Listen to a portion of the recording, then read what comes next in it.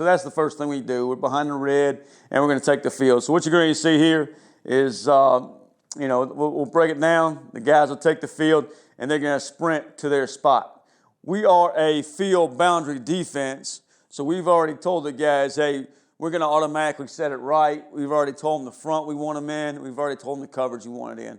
And we try to keep that consistent from day to day. We'll tell them that in the meetings exactly, hey, here's what the front we're going to go through. Here's the coverage we want to align in. And keep that part of it pretty simple. Because we're not really coaching maybe the defense as much as the effort here. So we're sprinting out to our position on the field. If I am a front four guy in this picture, I'm sprinting to my technique, whether it's a shade, 5 technique, 3 technique, whatever it may be. If I'm the far field corner up top, I'm sprinting all the way across the field, aligning as the corners coach want him to align 7x1, inside leverage off number 1, whatever it may be. Same thing for our SAM, our field safety.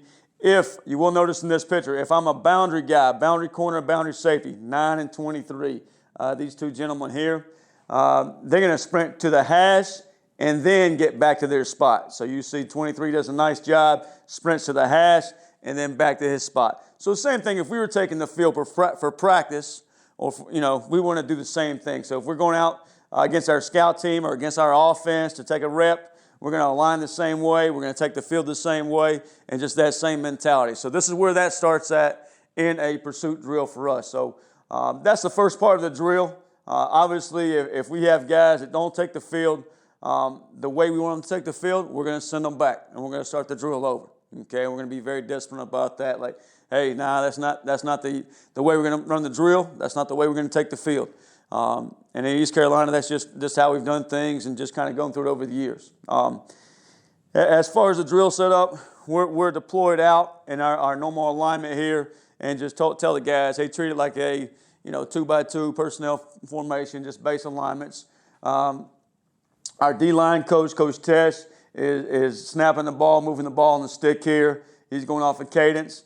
And then we've already gave our rabbit, our ball carrier, one direction to go or the other.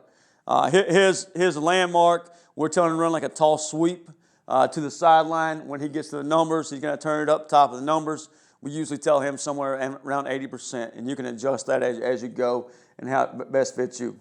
But our cans are set up. The D-line, they're going to take from their stance, and they're going to explode out, come out of their hips, shoot their hands on the cans, and end up on their chest or on their stomach there, and then they're going to pop off. I think it's a good opportunity for those guys to work hands, work coming out of their hips, as well as, hey, you're on the ground's hot, boom, hot stove, let's get up and let's get ready to retrace and go find the football. So that's their responsibility there as far as the guys up front.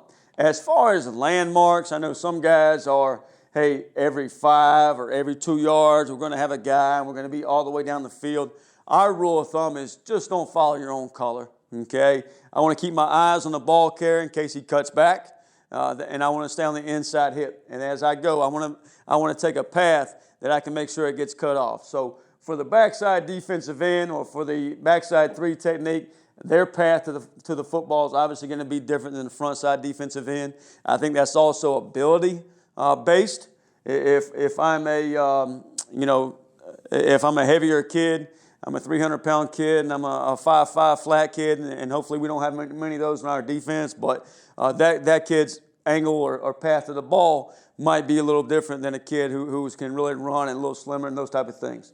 So that's kind of how we coach those things and coach those up.